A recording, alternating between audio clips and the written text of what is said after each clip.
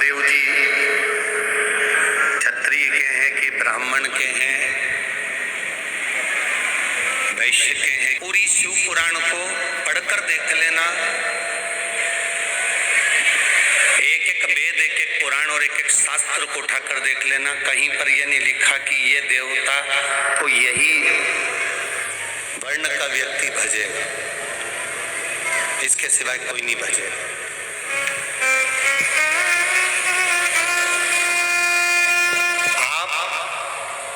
अपने नाम के आगे सरनेम लगाते हो कि मैं व्यास हूँ, मैं अग्रवाल हूँ, मैं महेश्वरी हूँ, या मैं ये हूँ या मैं वो हूँ। किसी देवी देवता ने अपने नाम के आगे कोई सरनेम नहीं लगाया। राम जी ने क्षत्रिय में जन्म लेने के बाद ये नहीं लगाया कि राम सिंह, लगाया क्या? बोलते जाओ जम के, नहीं लगाया। भगवान कृष्ण ने चंद्रवंश में जन्म लिया तो उन्होंने ये नहीं लगाया कि कृष्ण यादव, लगाया क्या? भगवान परशुराम ने अवतार लिया तो उन्होंने ये नहीं लगाया कि परशुराम मैं ये लिख रहा हूं, या मैं ब्राह्मण लिख रहा हूं, या मैं लिख रहा हूं। हमारा धर्म, हमारा शास्त्र, हमारा वेद, हमारा पुराण हमको कभी तोड़ना नहीं सिखाता। हमारा शास्त्र, हमारा पुराण, हमारा वेद ब्राह्मण, क्षत्रिय, वैश्य एक जगह एकत्रित करना बताता है, ये तोड़ना नहीं।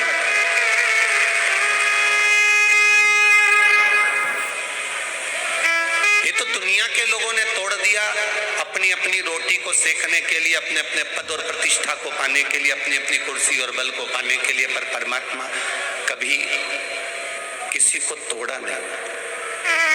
अगर मेरे राम अगर पद को, प्रतिष्ठा को पाकर अगर प्रतिष्ठित होते और कहते कि मैं शबरी अम्बा के दरवाजे पर नहीं जाऊंगा, शबरी के यहाँ जाकर झूठे बेर नहीं खाऊंगा, तो उन्होंने खाए।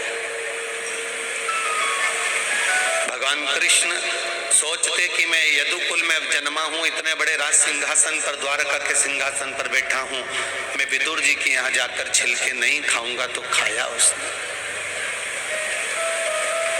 उसने खाया। ये सब चीजें वो कहते हैं हमारा धर्म बड़ा, हमारा कुल बड़ा, कोई कहता है हमारा कुल बड़ा, कोई कहता है हमारी समाज बड़ी, कोई कहता है हमारी समाज बड़ी।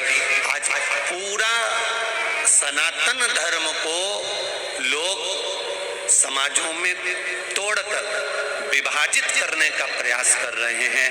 पर शिव महापुराण की कथा कहती है कि मेरा देव अधिदेव महादेव, जैसे शमशान ब्राह्मण के लिए भी है, शमशान क्षत्रिय के लिए भी है, शमशान वैश्य के लिए भी है। किसी समाज का शमशान अलग नहीं होता कि ब्राह्मण इसी शमशान में मुर्दा जलाएगा, क्षत्रिय इस समाज में मुर्दा जलाएगा, इस शमशान में जलाएगा, वैश्य इस समाज में, इस शमशान में मुर्दा जलाएगा। ये हमारे सनातन धर्म के अंतर्गत भगवान ने कोई शमशान ऐसा नहीं बनाया कि समाज में बटा हो।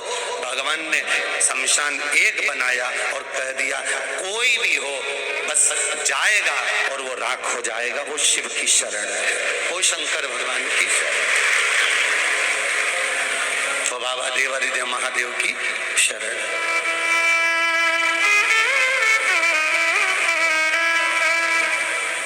छिपरा के तट पर रामघाट बना है।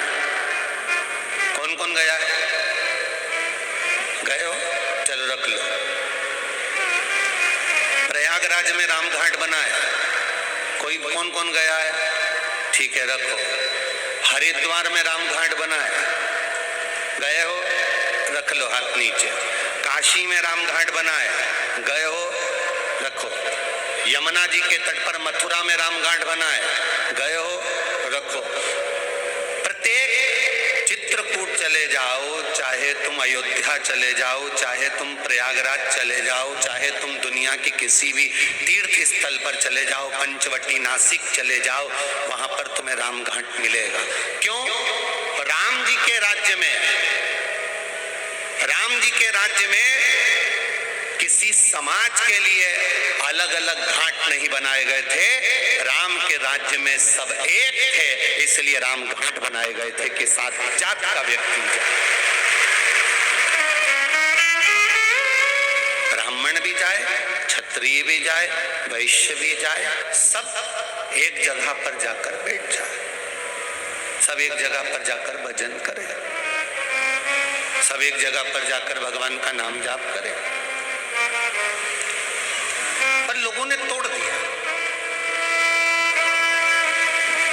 ये उसी तरह से टूटा है जैसे एक गांव के लोगों ने मिलकर एक मंदिर बनवाया, सबने चंदा इकट्ठा करा, सबने पैसा लगाया और एक मंदिर का निर्माण करा। मंदिर का निर्माण कर कर विचार करा कि मूर्ति कौन सी रखें, तो किसी ने कहा राम जी की रख दो। राम जी की रखी तो कृष्ण वाला नहीं जाता, शिव वाला नहीं जाता, देवी जी वाला नहीं जाता, दत्त वाला नहीं जाता। गांव के लोगों ने विचार करा कि इतना बड़ा मंदिर बनवाया, इतना करोड़ों रुपए खर्च करा और गांव टूट गया। राम जी को ठंडा कर दिया, कृष्ण जी को बिठा दिया। अब केवल कृष्ण वाला मंदिर जाता है, बाकी का कोई नहीं जाता। उन्होंने कृष्ण भगवान को ठंडा कर दिया, शंकर जी को बिठा दिया। शिव जी को बिठाया तो केवल शिव पद्धति के लोग मंदिर जाने लगे, उन्होंने शंकर जी को ठंडा कर दिया, देवी जी को बिठा दिया।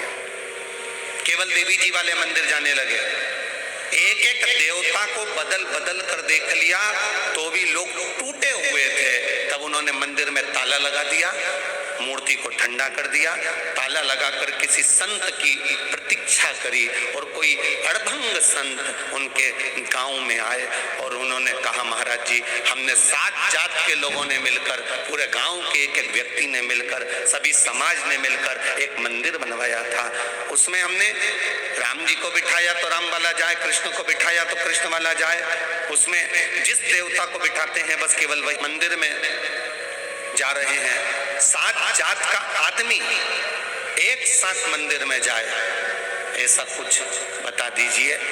महाराज जी ने कहा मंदिर कहाँ है? वो रहा, हमने ताला लगा दिया। अच्छा, एक काम करो, संत बोले मंदिर तोड़वाकर होटल बना दो। सात जात का आदमी एक जगह खाना पसंद करता है, पर सात जात का आदमी एक जगह बैठकर भजन करना पसंद नहीं करता। इतना तोड़ दिया हमारे सनातन धर्म को, इतना तोड़ा जा रहा है, इतना तोड़ा जा रहा है। हमारे सनातन धर्म को इतना तोड़ा जा रहा है। कोई अपना पंथ चलाता है तो इस देवता को अलग बता देता है, कोई अपना पंथ चलाता है तो इस देवता को गलत बता देता है। बस हमारे सनातन धर्म को जब देखो, जब लोगों ने तोड़ने का प्रयास करा,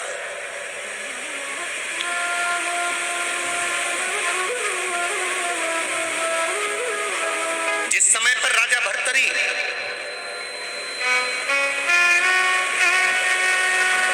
कथा के पहले दिन कहा था, जोरू और जमीन बदल देती है इंसान।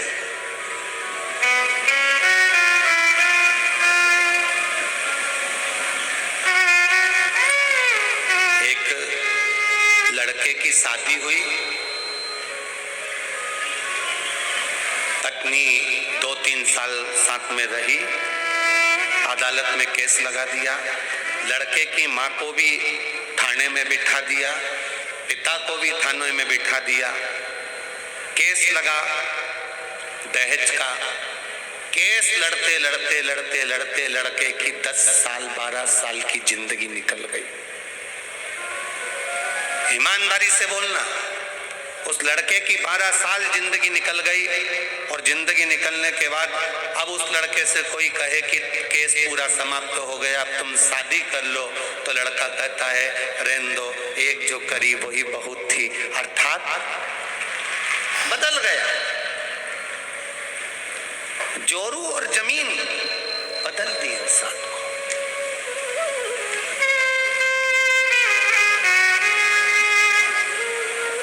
एक छोटे से जमीन के टुकड़े के लिए इतनी हैवानियत हो जाती है कि लोग कुल्हाड़ी लेकर एक दूसरे का शीश काट देते हैं।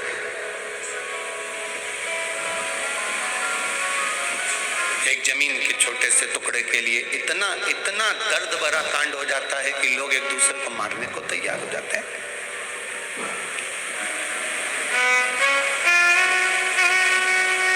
तो लेकर कितनी गया,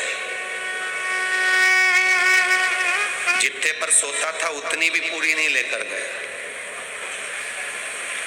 और लड़ रहा जोरू और जमीन।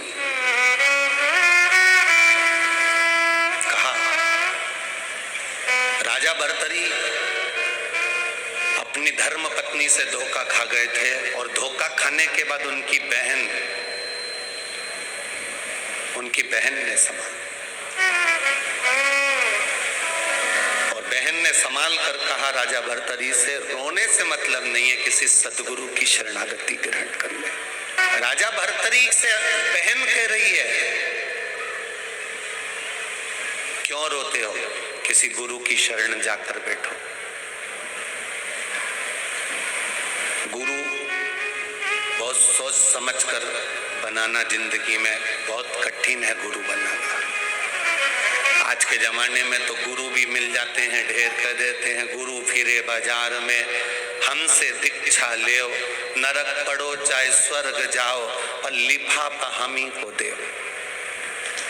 आज के गुरु आपको मिलेंगे, वो कहेंगे माल हमको दे दो, तुम स्वर्ग जाओ चाहे नरक जाओ, गुरु को कोई फर्क नहीं पड़ता, कोई फर्क नहीं। गुरु फिरे बाजार में, हमसे दीक्षा ले, नरक पड़ो चाहे स्वर्ग जाओ, हमी को लिफाफा दो। ये गया। आप भगवान की अविरल भक्ति में डूबो, भगवान के भजन में डूबो, भगवान के स्मरण में डूबो, भगवान की अविरल भक्ति में डूबिए। और डूबते डूबते गुरु भी ऐसा मिलना चाहिए जो भगवान की भक्ति में तुमको डुबो दे।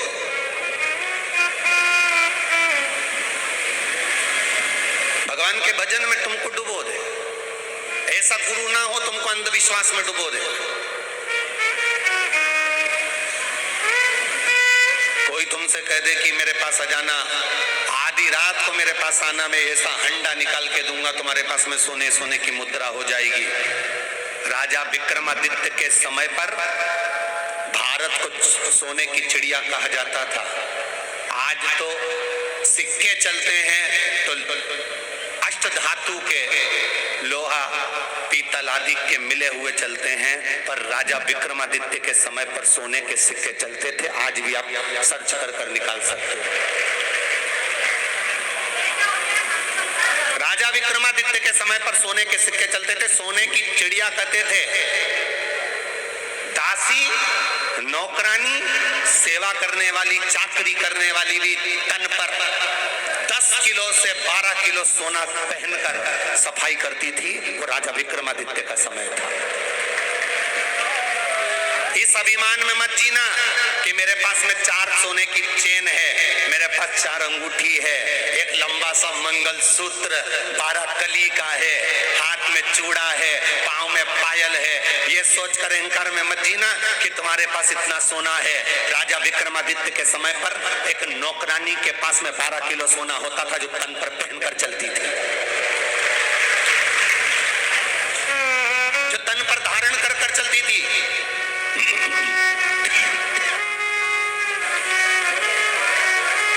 कोई साधारण है क्या उस समय? सोने की चिड़िया कहलाने वाली, सोने की चिड़िया कहलाने वाला ये भारत देश। बस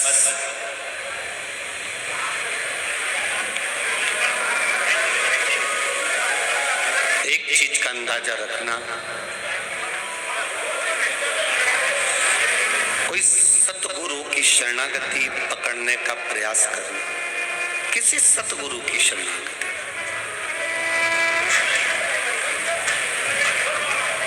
और जब हम किसी संत सतगुरु की शरणागति ग्रहण करें तो वो श्रेष्ठ हो।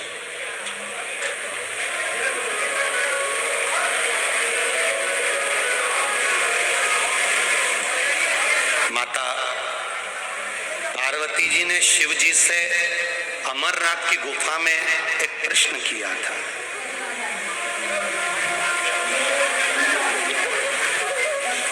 कथा सुनाएंगे, मैं आपके मुख से कथा सुनूंगी, मैं श्रोता बनूंगी, आप वक्ता बनोगे।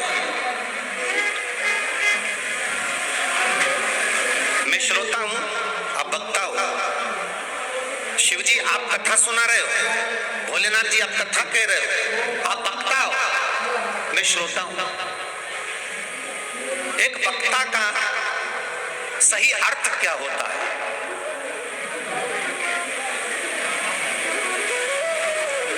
एक वक्ता का सही अर्थ क्या है? केवल कथा कहना, केवल कथा बोलना, केवल प्रवचन करना, केवल कथा कह देना? वक्ता और श्रोता दोनों आमने सामने होते हैं। आप श्रोता बनकर बैठे हो, हम वक्ता बनकर बैठे हैं, महादेव वक्ता बनकर बैठे हैं, पार्वती जी श्रोता बनकर बैठी हैं। गरुड़ जी और काकभूषुंडी जी में एक वक्ता एक श्रोता है। एक वक्ता और एक श्रोता, ये दोनों आमने सामने हैं, वक्ता और श्रोता।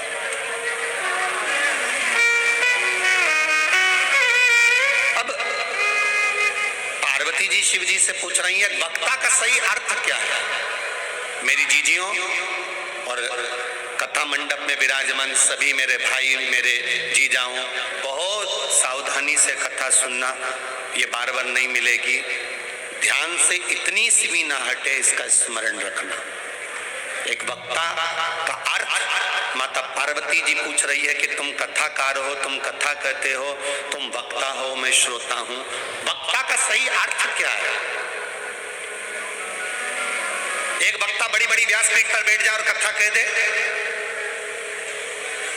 हजारों लाखों लोगों को इकट्ठा कर ले और कथा कह दे। क्या वक्ता केवल कथा कहता है? श्रोता केवल कथा श्रवण करता है? शिव महापुराण की कथा में अमरनाथ की गुफा में बैठे हुए देवाधिदेव महादेव माता पार्वती से कहते हैं वक्ता का सही अर्थ पार्वती केवल एक है, जो श्रोता का वक्त बदल दे वो वक्ता कहलाता है। वक्ता का सही अर्थ है जो श्रोता का वक्त बदल दे।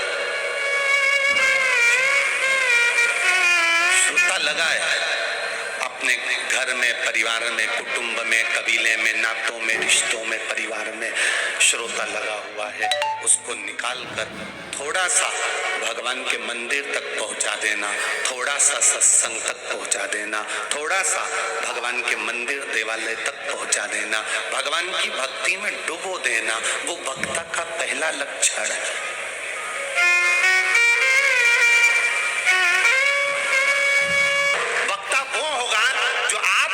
परमात्मा की चौखट तक भेज देगा। वक्ता वो होगा जो आपको भगवान की अविरल भक्ति में डुबाने का प्रयास करेगा। शंकर जी पार्वती से कह रहे हैं पार्वती एक वक्ता का सही लक्षण होता है जो व्यक्ति के जीवन को बदल दे, जो व्यक्ति के वक्त को बदल दे, जो जीवन में उसके उलझनों को बदल कर परमात्मा की शरणागति तक पहुंचा दे। अपने दरवाजे पर नहीं, अपने घर पर नहीं, अपने द्वार पर नहीं, अपनी चौखट पर नहीं, वक्ता भगवान के मंदिर तक पहुंचा दे, वो वक्ता की श्रेष्ठता होती है। मेरे भोलेनाथ जी ने पार्वती को कथा कहते कहते ये नहीं कहा भक्तों से कि तुम मेरे पास आकर बैठना। शिव जी ने किसी श्रोता से ये नहीं कहा कि मेरे पास आकर बैठना। शंकर जी ने केवल इतना कहा कि परमात्मा के दरवाजे पर बैठो, भजन करो, कीर्तन करो, स्मरण करो, मंत्र जाप करो। बीमा कब तक मिलता है? अरे बोलो बोलो, तुम्हारा हाथ थर थर कांपे, 85 और 90 साल की उम्र हो जाए और बीमे वाले को बुला कर कहना मेरा बीमे का फॉर्म भर दे।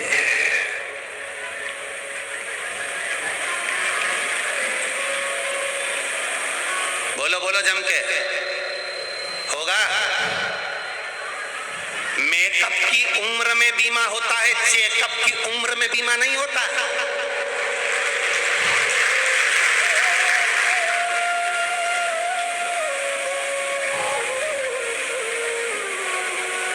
बीमा किसका होता है? साहब बच्चों का बीमा करवा लो, साहब जवानी चल रही बीमा करवा लो साहब, अभी तो हाथ पैर चल रहा है बीमा करवा लो साहब, अभी तो कमाई चल रही है बीमा करवा लो। मेकअप की उम्र में बीमा होगा, चेकअप की उम्र में बीमा नहीं होगा। रिजी जी बहुत कठिन है चेकअप की उम्र में बीमा करवाना। 85 साल 90 साल महाराज जी 80 85 90 साल में बीमा नहीं होता। मेकअप की उम्र में बीमा होगा, चेकअप की उम्र में नहीं होगा।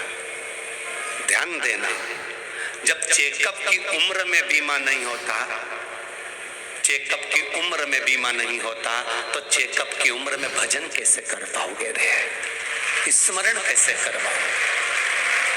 हाथ थर थर कांपेगा और परिवार से कहेगी मुझे मिश्रा जी की कथा हो रही, छोरा इतना चतुर शमशान छोड़ी आएगा। अब थर थर कांपे। और अगर मेकअप की उम्र होती ना और तुम कह देती दुकान बाद में जाना, तैयार होके बैठी और कह दे दुकान बाद में पहले मुझे बड़नागर रोड छोड़ के आओ, तो वो तुमको देख के तो हरसिद्धि भी ले जाए, भेरू जी भी ले जाए, चिंतामण भी ले जाए, 3-4 मंदिर घुमाता हुआ सेल्फी खिंचवाता तब बड़नागर रोड के लेके जाए, और बड़नागर रोड ले जाए तो अपनी शान सत्ता भी दिखाए दरवाजे पे। जाने नहीं मारे मेरी लुगाई,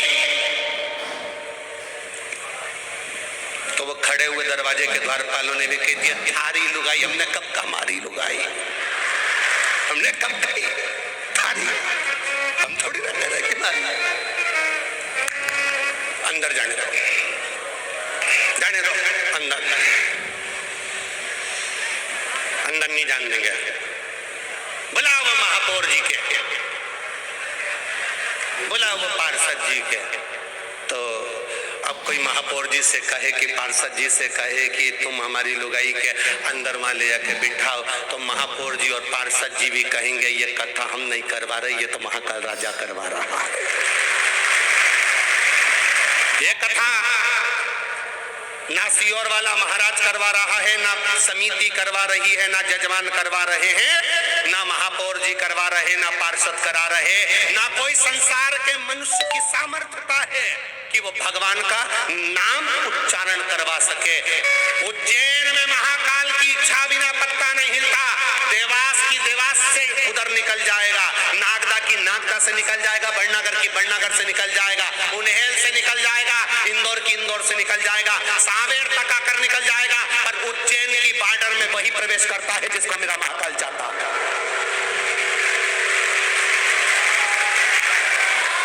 यहाँ किसी की नहीं चलती, यहाँ किसी की नहीं चलती, किसी के बाप की नहीं चले, यहाँ तो केवल महाकाल की चले, केवल एक की चलती है, और वो काल अधिपति महाकाल राजा है।